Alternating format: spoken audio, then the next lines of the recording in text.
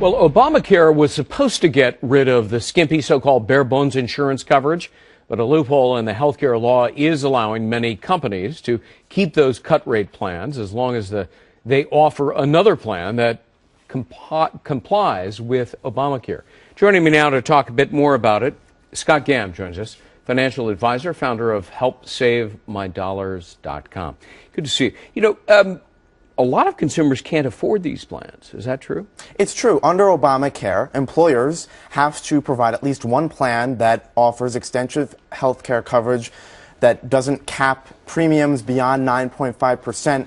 And while that may be better coverage, doesn't mean people can afford it. So now what these employers are doing is they're offering these plans, but they're also offering these cheaper bare bones plans through this loophole through the law. And what they're doing is the employers know that employees are going to flock towards these cheaper plans because they're cheaper and more affordable. Right. And that's ultimately what's happening here. And they have limited benefits? They have very limited benefits. It caps payouts at $2,000 per year. You have a limited number of doctor visits, a limited number of prescriptions. And at one point, 4 million people were under these bare bones plans. And the healthcare law set to eliminate all these. So it's a real departure from what we were sold back in 2010 when the law was passed. Well, if employees opt for the bare bones plan, are they subject to penalties? Well, they could be subject to the fee. That's the thing. But when you add in that fee, which is 1% of your income with a minimum of $95, if you add that into the bare bones healthcare plan, you're still significantly less than what it would cost to get to those traditional Obamacare plans. So the fee is not much of a disincentive for people to shy away from these bare bones plans. Yeah. People probably come to you and ask for advice about how to handle this situation. What do you tell them?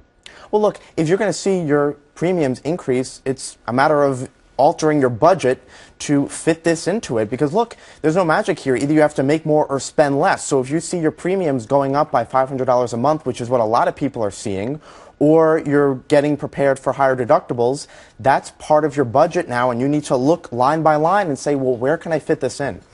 You know, the overall impact on Obamacare is interesting because, as you and I were talking off camera, small businesses will start sending out their termination notices shortly, and large businesses, when their exemption expires at the end of the year, will also start doing the same thing.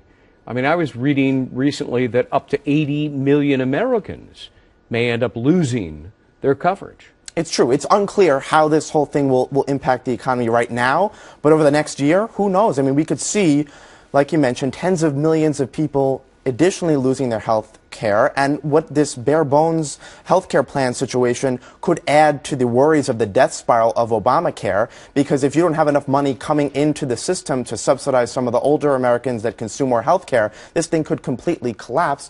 On the flip side, you have the issue of young people who are not signing up for this system. You have only 25% between the ages of 18 and 24 under this system. So that could also contribute to the demise of Obamacare. Creates the so-called death spiral, only, the risk pool is so young that, or actually the risk pool is so old that the young people can't subsidize the older people who are, more costly.